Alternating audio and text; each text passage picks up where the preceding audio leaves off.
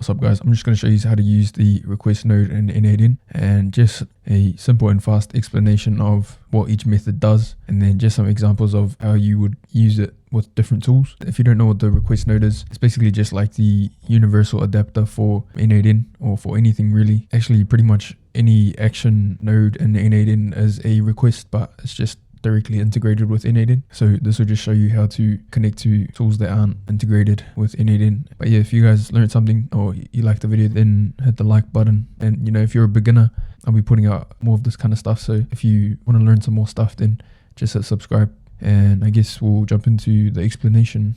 So there's 5 HTTP request types, and for this we'll just think of it like online shopping. So we got a get, and the reason why it's got a star is because it's one of the most common types that you'll use, and it basically just gets something, right? So you can see here it retrieves data from the server or software, and for our analogy you can think of it like receiving your order or getting order information. So I'll just show you the example real quick. So we'll go request and we'll leave it on get, and we'll send a get request to JSON placeholder, which is just like you can see here, free, fake and reliable API for testing. So just to show you guys an actual example, so I'll paste this in here, and if we scroll down we can see what we can request. So I'll go slash comments, and then if we want to get all of it we just request. So execute step, you can see we get 500 items.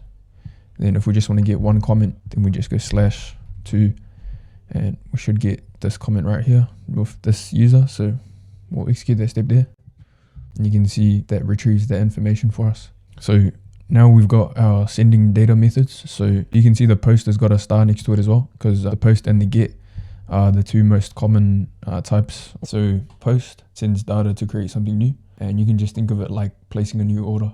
So we'll come back to our node here in N8N. We'll change it to a post. And so if we send a post won't replace the second comment here. So if we remove the /2 and we send a post, like I said, it's going to create a new comment. So if we execute the step, then you can see we got 501 comments here now. Now we got a put. So a put replaces an entire resource completely. So you can think of it like cancelling and replacing your entire order. So we'll come back to the request node again. So what I'll do is I'll actually use a get to get not the comments but the users. So I'll execute that step. So for our put example, let's replace this person. So we'll go users /1, change it to a put, and then we need to send a body so that the API can know what we're replacing. So let's go name, and then the name will be name, and then what we'll do is we'll put the value to John Doe. So we'll execute that step there, and so it doesn't update all of it because it's a put, right? So we just replace that whole row with just the name and the ID. But if we were to add another parameter and go email, and we just went johndoe@gmail.com, then we would have an email as well, right? So now we got a patch, and you can see it partially updates existing data. Referring back to our analogy of shopping, you can think of it like changing the size of one item in your order. And so let's get the users again. Let's keep that step. Okay, and then let's say we just wanted to replace the name and nothing else in here. We'll change this to a patch, and then we'll have to identify which user, which is user 1. So just the ID here. And then you can see the name is just going to be replaced to John Doe. So I'll execute that step. And then you can see everything else is the same, but the name has been changed for that user. So from here, we just got a delete, which is pretty self-explanatory, but it removes data permanently. And you can think of it like removing an item from your cart. Let's do user 1 again, and I'll go ahead and click delete. We'll send that through, and then doesn't return anything because we deleted it. But yeah, and so just for quick reference, so a get retrieves data, a post creates new data, a put replaces a whole set of data, a patch is a partial update, and the delete just removes the data. And so I'll just show you some real examples. So we'll start off with the weather API. So search up free weather API. So create an account or login. And so once you're in, you've got your API key here. And then what we need to do is head over to the documentation. So I think if we click on API Explorer, then we click on weather API documentation. We've got our documentation here. So when you're handling like API requests and just requests in general, you should usually look to their documentation. Let's scroll down.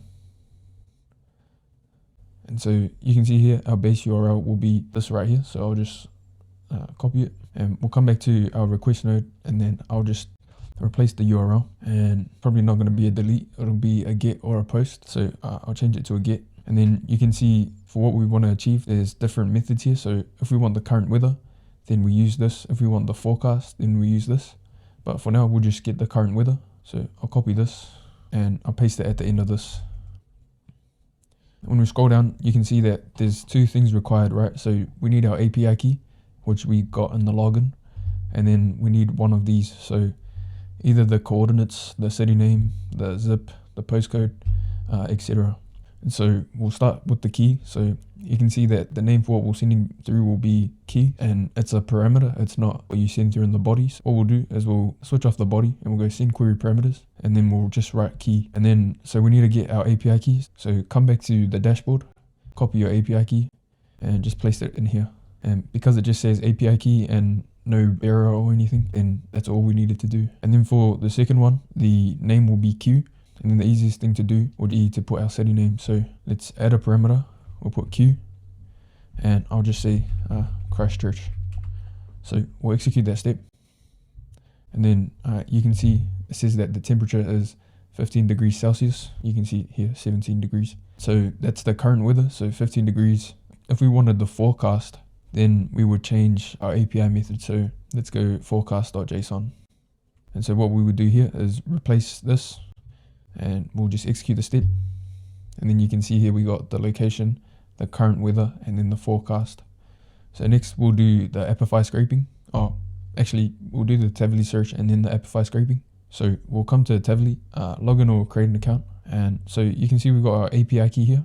But what we need to do first is, once again, go to the documentation and hit API reference. And then you can see we've already got what we need here on the front page. So like I said before, when you start off, send what's required and then build on that if you need to. So what we'll do from here is we'll copy the curl, and then we'll hit import curl. And you can see our method has changed to a post. Our URL has changed to this, tavily.com/search. All we need to do now is just add in our API key. So I'll copy this, and I'll remove this token. And so it needs to be bearer space and then your API key. And like I said, we'll remove all of this and we'll just send through the query, because those are the only two things that are required, your API key and your query. So we're going to query who is Leo Messi. Oh, and if you don't know what Tavily is, you usually provide it as a tool for your AI agent, and it just gives it access to like the internet. So we'll execute step, and it's going to search the web for who is Leo Messi. Then we got an Argentine international. Messi is the national all-time leading goal scorer and most capped player 2 years after his senior debut in 2005. And then just got a bunch of other stuff about him. So yeah, that one's pretty simple. And so let's say we wanted to add in days, which you can see here. So number of days back from the current date to include.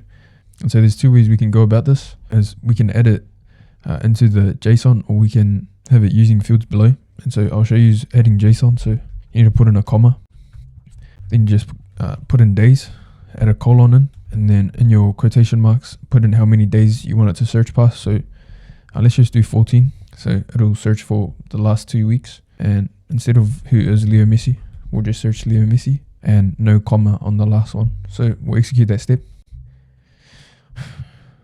And we basically got the same thing as before. And then this version is probably easier if we just use fields below and we go query. And just to mix it up, let's go Cristiano, how do you spell that? Ronaldo. Then we need to add a parameter, and then we'll just put days again, and let's just say 7 days. And then you can see what's returned here. So the Ronaldo website, the Man United website, the Forbes, his Instagram. So yeah, so that's Tavily.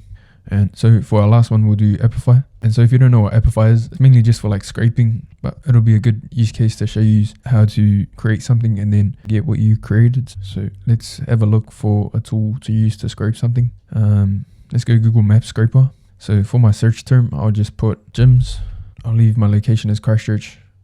And then for the video, I'll just limit it to 10 places to extract. For some context, this actor is just gonna scrape gyms in Christchurch for us. And so for us to trigger this run via a API request, let's go to the documentation again. But now what we need to find is the specific action. So